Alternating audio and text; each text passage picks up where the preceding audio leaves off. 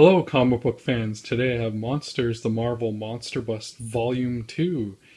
And this cover features another famous monster, Fin Fang Foom.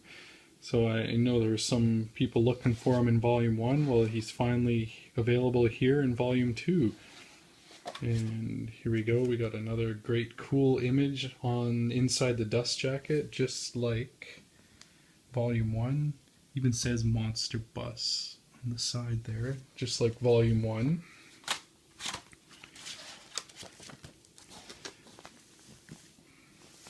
And there it is there. All the different issues are included. And in this volume you have Amazing Adventures number 3 to 6, Strange Tales 87 to 100, and Annual number 1.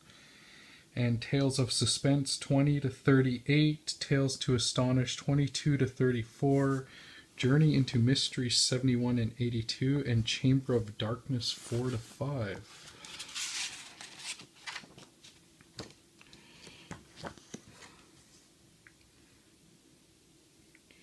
And just the same as Volume 1, it's like all these issues you hear, like the Amazing Adventures and Strange Tales, were collections of short stories of giant monsters. And so that's what you're getting in this book. And it's just that great classic artwork. Again, you'd have to be into these older style comics to appreciate them. I know some people don't like this style of comics, like these old,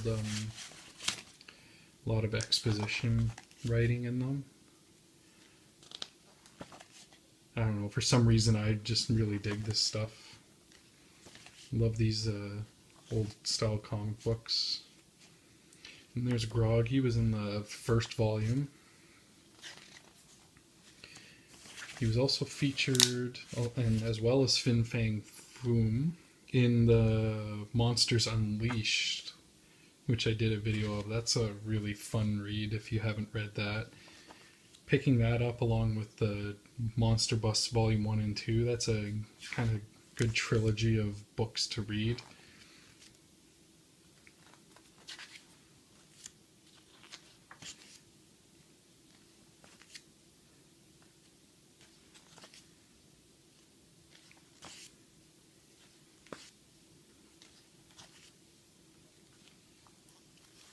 What makes these so much fun is you don't see this kind of stuff anymore. These kind of comic books. I'm not just talking the style of writing. I mean just the stories they tell.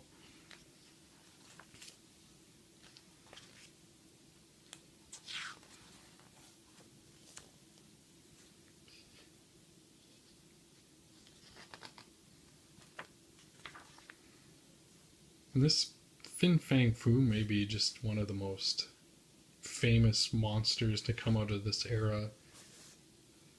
Not sure why he gained so much popularity. He's kind of a cult favorite, I guess I would call him.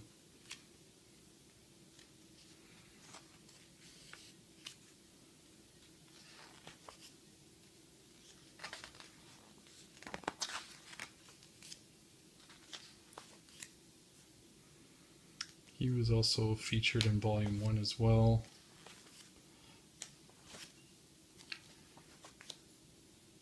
Fin Fang Foom has a fairly significant role in the Monsters Unleashed series as well, so that should please fans.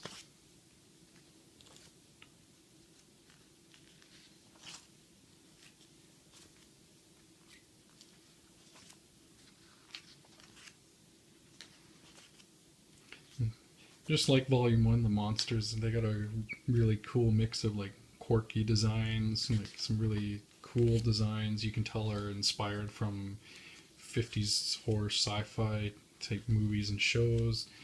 And you got really weird, goofy designs, which are really fun to look at.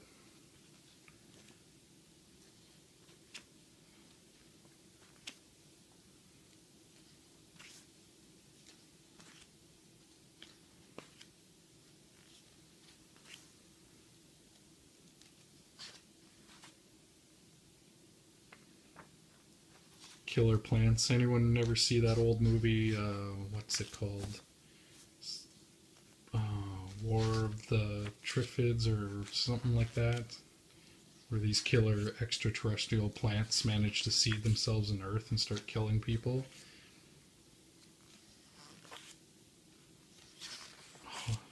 I can't remember the name off at the top of my head, but it's actually a pretty fun movie if you get a chance to look it up.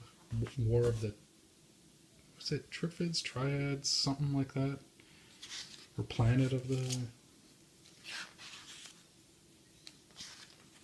Maybe I'll post what it is in the comment section after. I just remember seeing that movie as a kid and enjoying it.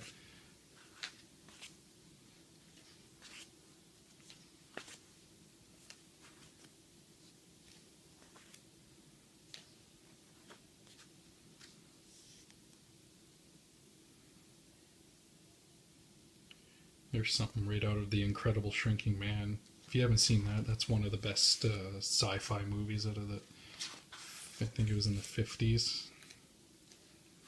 It's a really dark movie, actually. That is one you should definitely check out. And if you like a lot of these comic books after reading, like after you read this and you enjoyed this a lot, you should definitely check out a lot of the 50s horror, 40s, 50s horror movies, like Them, and even like the Thing, the original Thing. Not the one. Definitely check out the John Carpenter remake, but the original one's good. It's actually a plant monster. And there's Beast from 20,000 Phantoms. That's good. That's kind of like this creature here, actually. And 20 Million Miles to Earth is another one I highly recommend.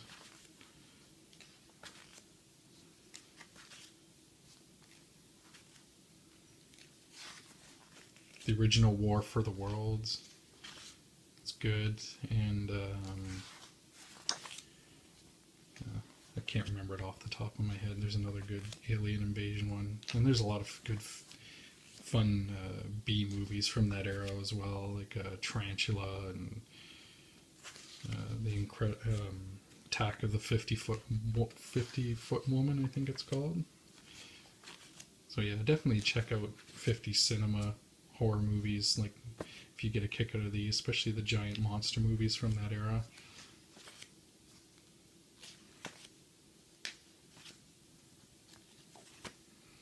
And let's see what we got in the back here.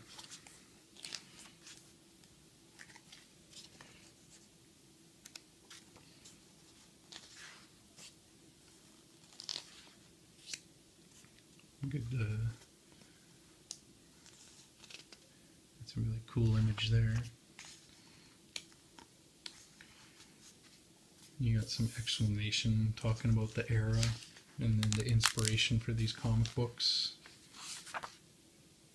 Interviews from Jack Kirby and Stan Lee.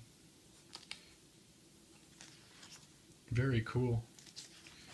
I like reading that extra stuff. There's it looks like, I think it's Hulk and Devil Dinosaur. Yeah, it is Devil Dinosaur. Devil Dinosaur also appears in Monsters Unleashed.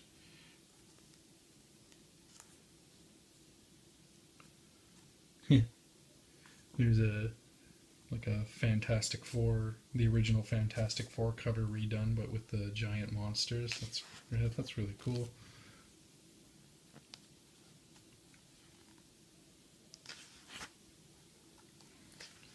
A little bit more extras in the back of this book compared to Volume 1.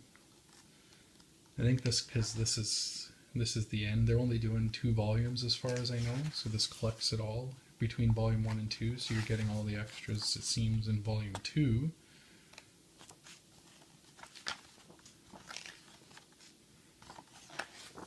And that's it. That's the Marvel Monsterbus Volume 2.